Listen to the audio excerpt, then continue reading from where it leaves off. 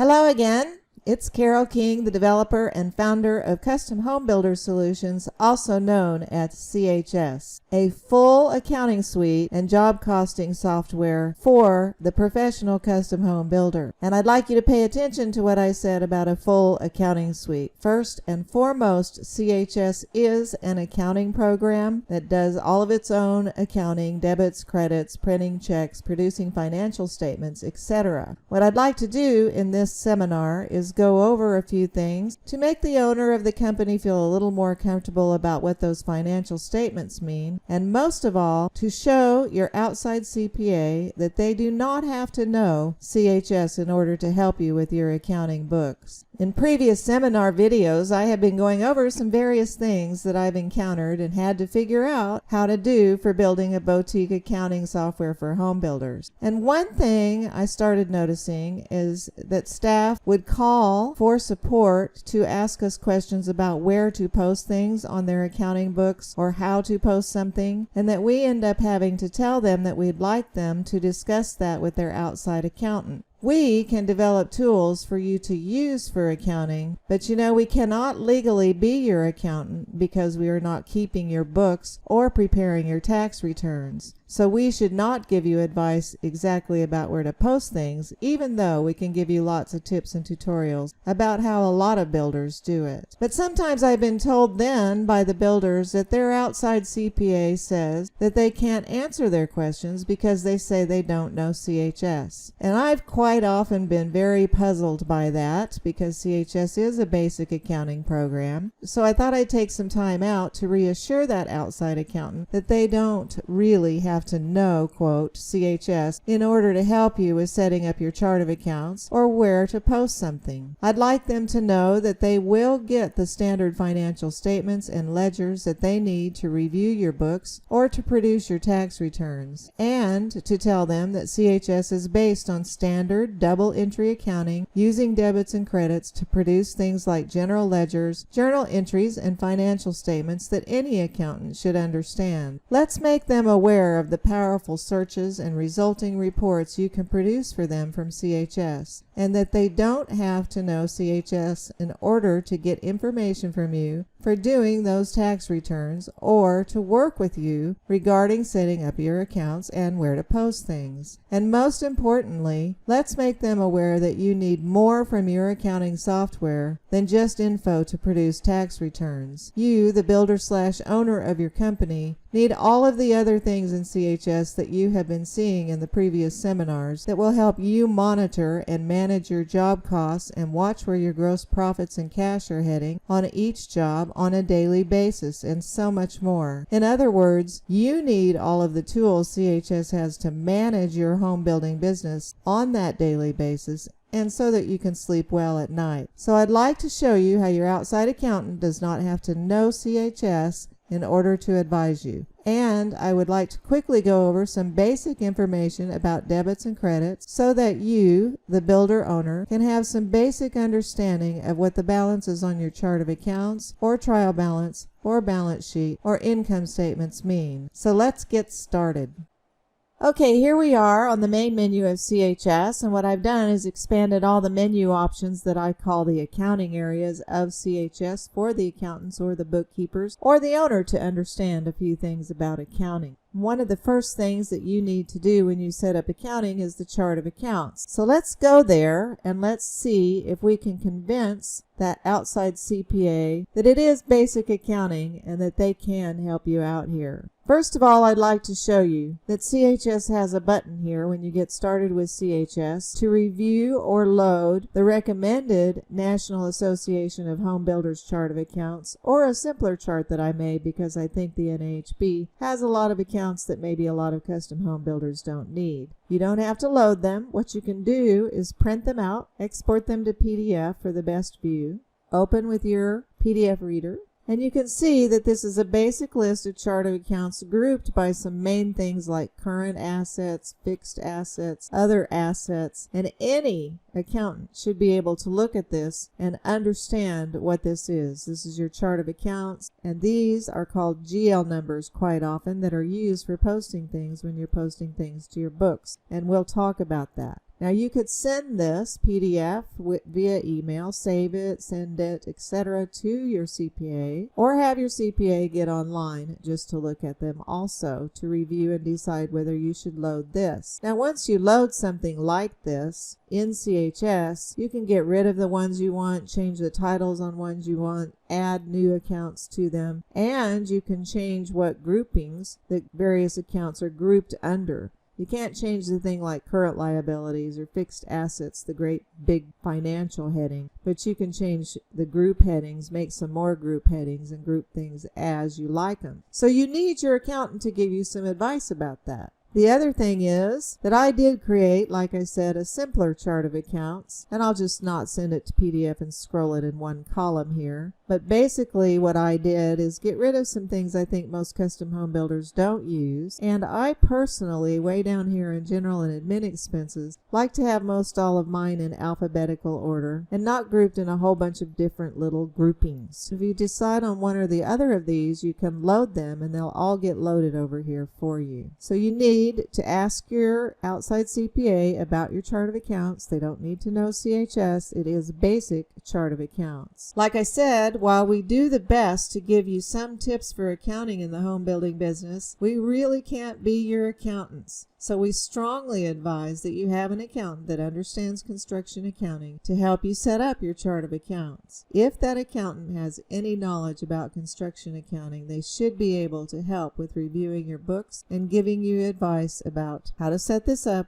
and then where to post things. So what I'd like to do is take a minute and tell you my weird way of thinking about what is called debits and credits in accounting. I'm sure you've heard those terms, and basically we're taught in our accounting classes that all those terms is that debit means that there's a positive number and credit means that there's a negative number, but the negative and positive numbers don't really mean anything other than a long time ago somebody came up with the double entry method of accounting using debits and credit, which is quite smart because they realized that for every action there is a reaction basically. So if you go into an office supply store and give them some money for some supplies, you have two things that happen. One is that your cash account decreases and your office supplies expense increases. So to actually lower one of these cash accounts that you see here first on the chart of accounts, you need to post what is called a credit or a negative number to this cash account, which is weird and backwards from how you might think about things, but all the credit means is a minus number. And then the reaction will be also that you post something to office supplies that would be way down here under your general and admin expenses. And I have the alphabetical one, so the other side would be posted to this, so you'd have two sides, and that's what's called a journal entry. You'd have a credit to your cash for the office supplies and a debit, they call it, for a debit account, which is a positive number,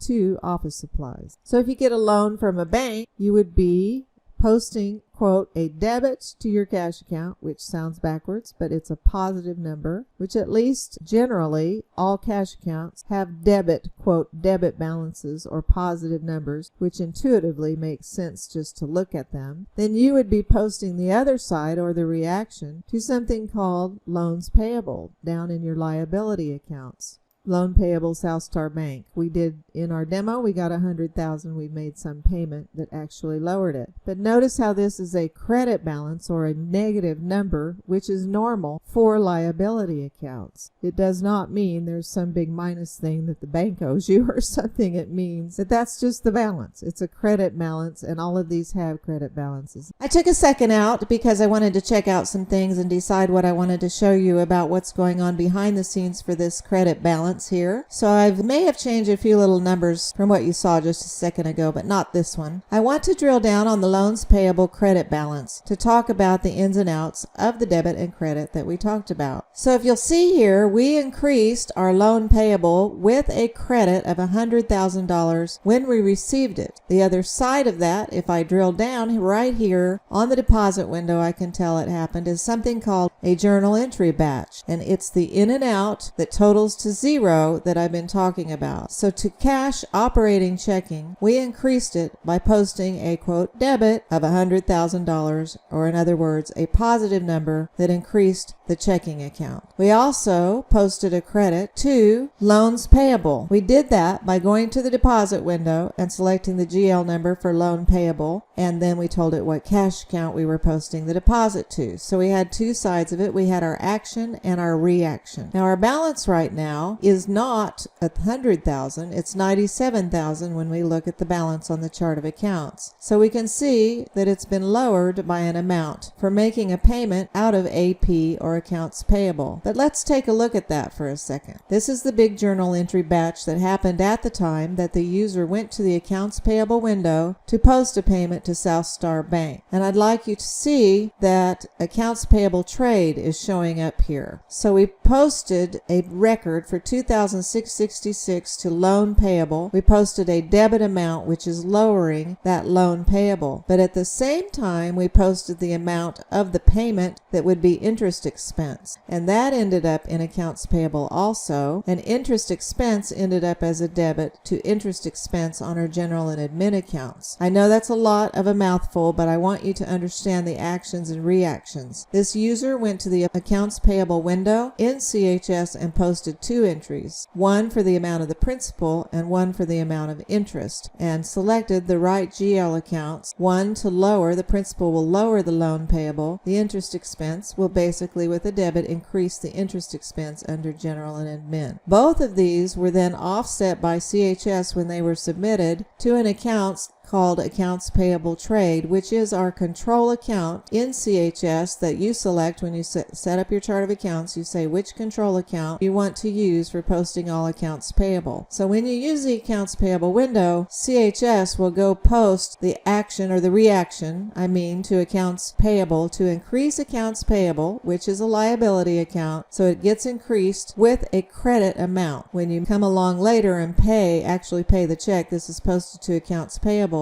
then cash will be decreased by $3,000 with a credit of minus $3,000, and accounts payable will be decreased with a debit of $3,000. All you do when you do the check is you tell CHS which cash account you are using and some other information like check number, etc. And then behind the scenes, CHS will go and lower the control account for accounts payable with a debit. I know that's too much. You could kind of go to sleep through it, but just in case you're wanting to understand that CHS is handling things and how all of this in and out totals to zero. Notice that over here it says sum of all accounts is zero. And if I do a report up here with the latest balances, and it's showing all of them, every balance, and comes down to a total of zero, which means our books are in balance. And CHS will be making sure that they stay in balance for you. When you have a good accounting program, and that's what I'm wanting to show the CPAs, etc., it's taking care of a whole lot of that for you. Now sometimes you do make your own journal entries because you're wanting to affect balances, and you will do the in and out entries yourself. It just depends. There is a window for that, which I'd like to reassure the CPAs about. So notice here that it is telling you positive balances are debits, negative balances are credits, and that's all that means. And normal balances for liabilities, equity, or sales and income accounts are credits. And I do want to talk about that and some little trick I use that's not necessarily what the accounting class told me, for helping you remember which accounts might be normally debit accounts and which accounts might normally be credit accounts. And my little trick is sort of a brain trick to help remember about that. So here we are on the chart of accounts again, and I want to give you my little tips about ways to think about debits and credits that, like again, I was not really taught to think about it this way exactly in accounting, but I've just sort of made this up. So first of all, what I'd like to do is have you separate yourself as the owner or owners from your company and think about it as the company having its own set of books. So the company has some things called assets, and they are things that the company owns. And as you look at those, you see a lot of positive balances. Now we went over percentage of completion in the last thing and about how we had a contra account, and I called this a contra account to recognize cost of sales in percentage of completion that we were taking away from our work in progress account. So this is basically sort of lowering it out of assets and putting it over to sales. But basically, as you look at assets, you can see that it's mostly all these positive numbers, and that one other thing that lowers the assets is maybe accumulated depreciation that you've been putting against the rental properties that you own up here, which is lowering the assets that the company owns. Now, all of that makes intuitive sense. The normal balances for assets are called debit balances. They're expected to be a debit balance or a positive number, and that if they're not debit, they're lowering the assets. So you can look through all the assets and think, well, this is the stuff the company owns, so they're positive numbers. But suddenly we get down to current liabilities and we see a bunch of negative numbers or credit balances. That's all these mean. It doesn't mean you have a minus accounts payable or a minus this. What this actually means is this is the total in accounts payable. And the way I like to think of that is that accounts payable are owed to some other outside entities. In other words, they're things that are owed out of the company. So we are crediting all of these people, the outside entities we owe bills to, or the IRS that we owe payroll taxes to, or credit cards that we owe money to, or interim draws, construction loans payable. We're keeping our construction money in a construction liability account, because the concept behind that for people that are doing completed contract is they keep it all here because it's possibly something that could be owed back to the customer or bank if the job fails, etc. And here's our little contra account that is actually reducing this liability when you see it on a balance sheet. And I'm going to show you a balance sheet in just a second. It's reducing the liabilities for the amount that we've gone and recognized in sales on that percentage of completion we were showing. So by contra, I mean it's probably going to be the opposite. It'll be a positive number that lowers the amount of the liabilities. So if you think of liabilities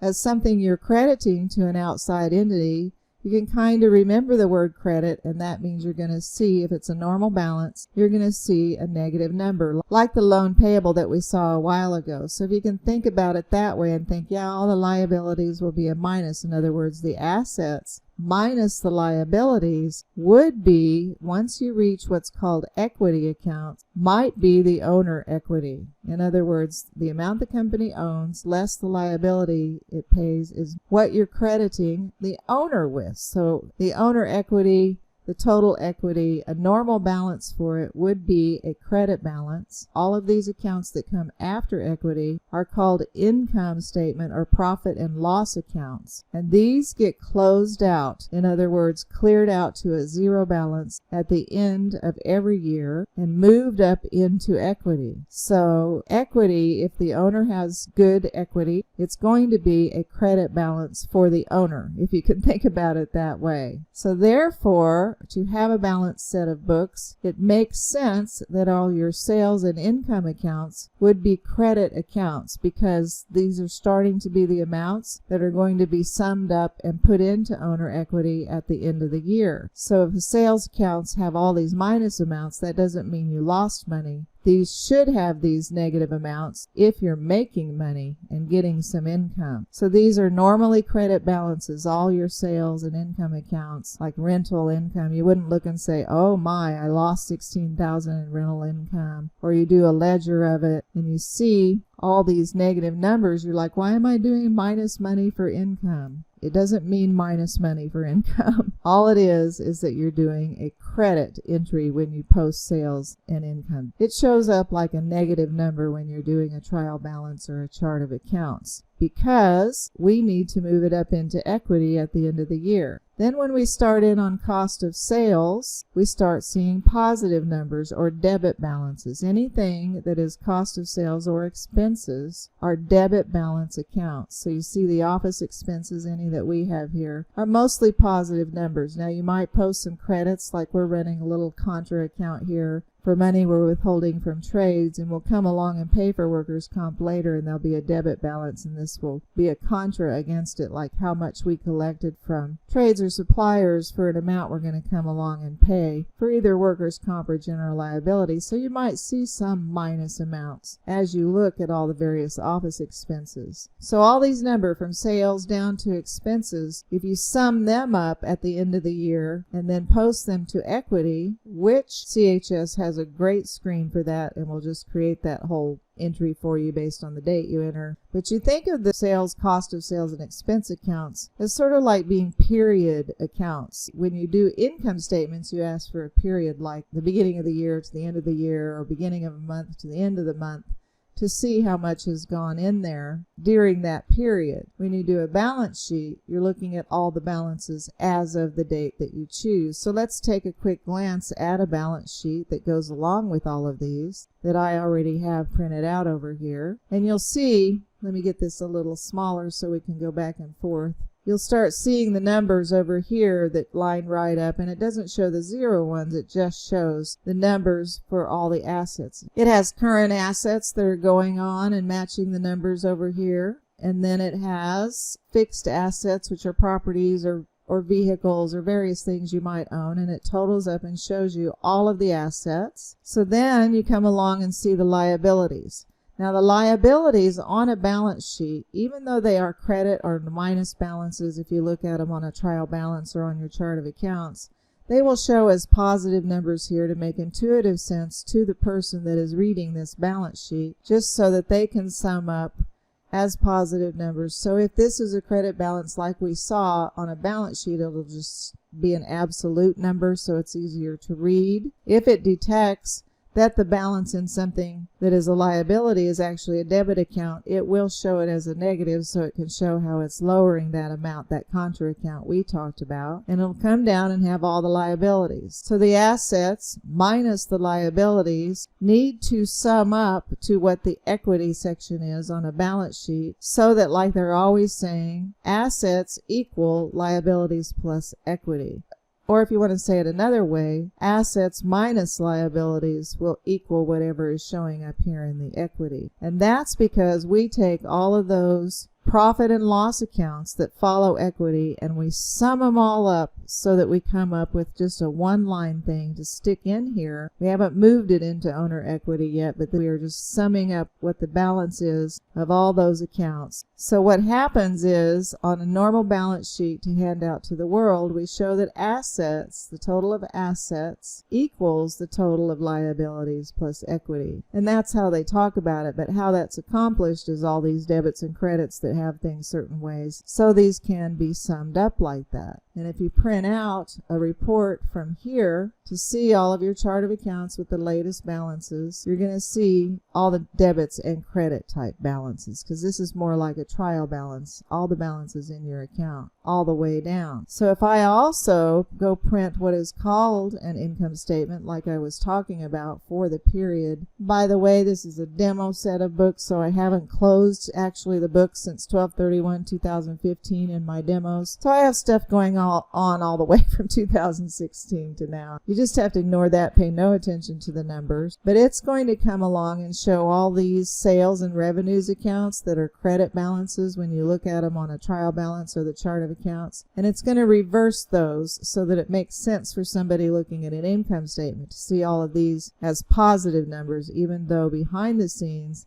if you're an accountant, you know that all these have, quote, credit balances or negative numbers. Then it's going to show cost of sales as minus numbers, even though they really are debits. But that's what makes sense when you hand it to somebody. Here's the sales, here's our cost of sales, which is lowering the sales and giving us a gross profit. Then we might have some other little income that shows up as positive numbers, but they're really credit balances behind the scenes. And then we come along and show the general and admin expenses, and they'll look like minuses because they're lowering all of the sales accounts, so that when you sum all those up, you can see the net income or loss that's a result of all of those things on an income statement. So when you're looking at them, all of a sudden they look backwards than when you see them on a normal list of chart of accounts or on a trial balance. But you just need to understand that all this debit and credit stuff is a way to keep a balanced set of books, to know that you've accounted for all the actions and reactions, and so that you can sum them up to see if they're zero, to make sure that you've taken care of all those actions and reactions. So that's kind of an overview of how I look at it in maybe a little way. If you think of sales as being credited, sales and income accounts, they're going to end up being credited to the owner in a way.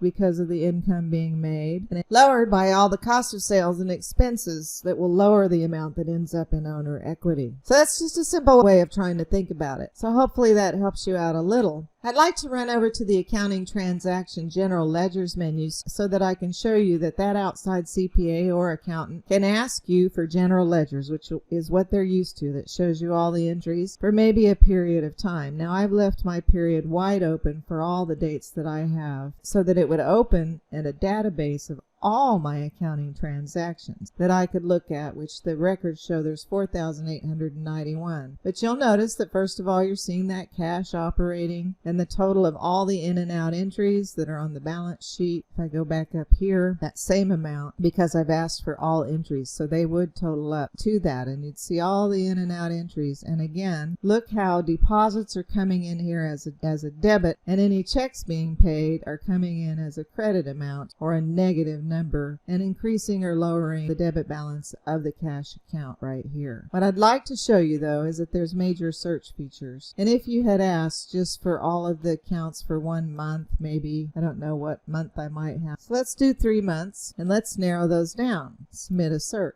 Now you notice that there's only 2,766. Now if you do reports of all of those and you say general ledger of transactions, and you can see that this is a regular general ledger report that's showing you all these accounts. Let's get down to some that have less in them. Payroll taxes payable, get down to our expense accounts and see how you're having a regular general ledger showing the job, showing the cost code, and I'm going to talk about that in a minute. So let's close that. And you have all sorts of ways to print general ledgers in CHS, and especially because we're job costing, we can do ones that are grouped by GL then job. We can group by GL then cost code. We can do all sorts of things, grouping them by months, by quarter, by year. This great one that is summed ledger grouped by GL number and then by vendor is great when you're doing financial budgets, which CHS does have, so that you could look at, say, maybe the telephone expense and see them grouped by the vendor like AT&T and Verizon, and decide if you're going to budget how much for the next year for those. But what I'd like to do is change my search up for a minute and talk about the job costing. I'm going to clear the search fields, and in our various seminar videos we've been creating some entries for a job called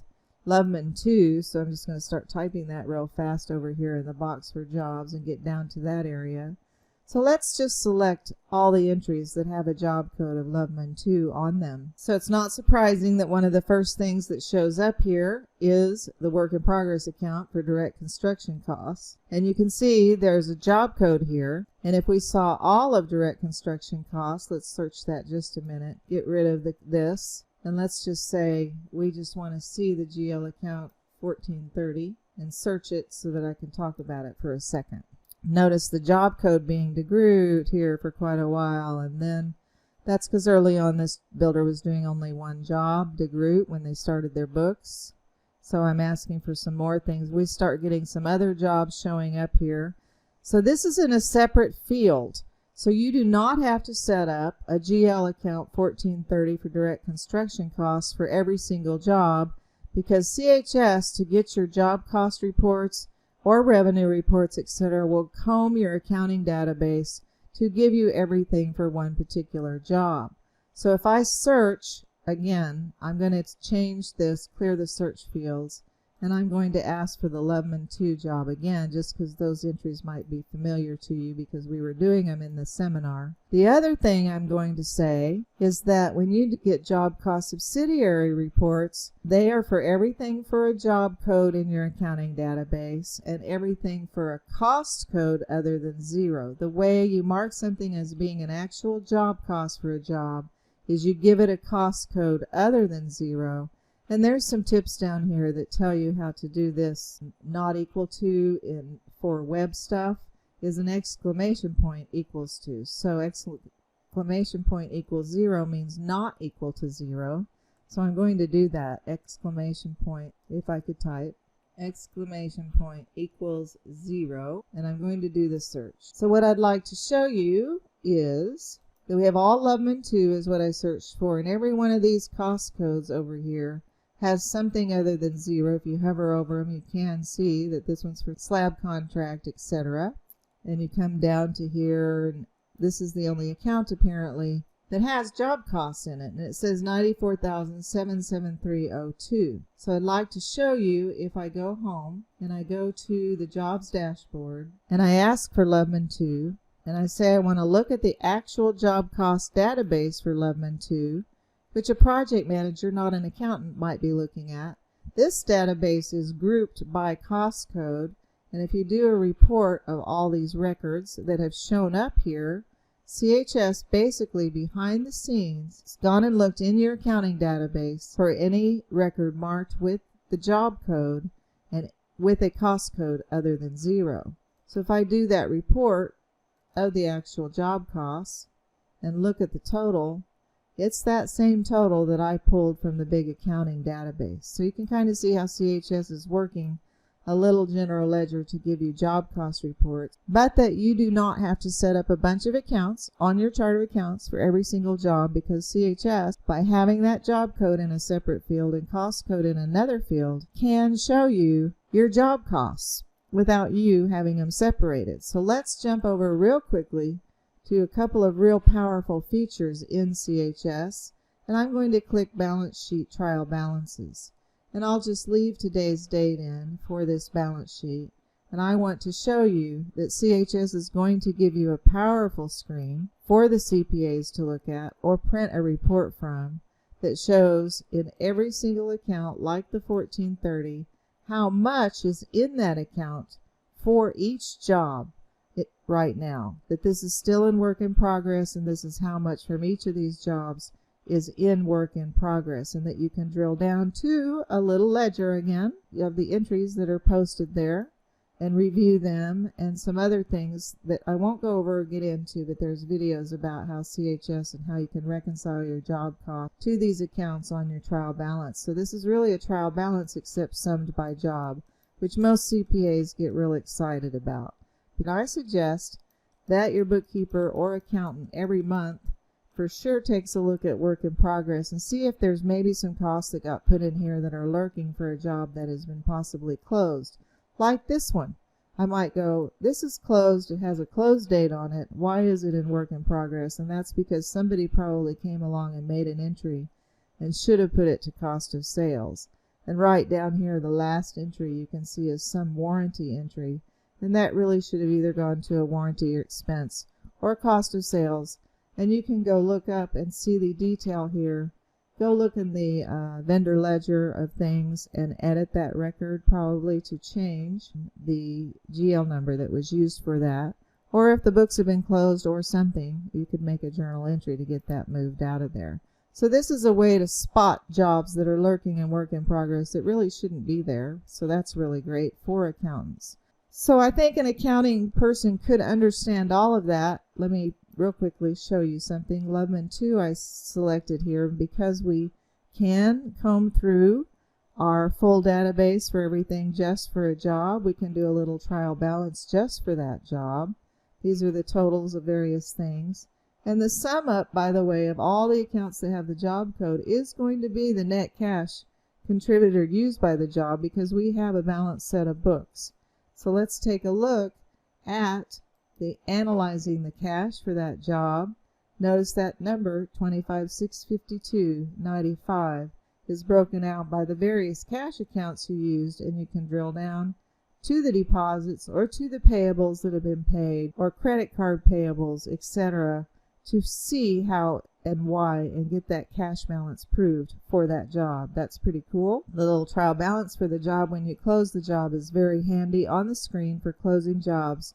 CHS will present to you what balances there are for the job in your balance sheet accounts, and then ask you where would you like to move this. Like that work in progress is usually moved to cost of sales once you're closing the job. Those are whole other videos, etc. There's also tools for that CPA that make it real handy if they're wanting to know what the accounts payable balance is made up of on a balance sheet as of the end of the year. And they can go to something called, and it's giving you instructions about that, but over here under payables records, there's something called aging, or you could have typed aging in the index.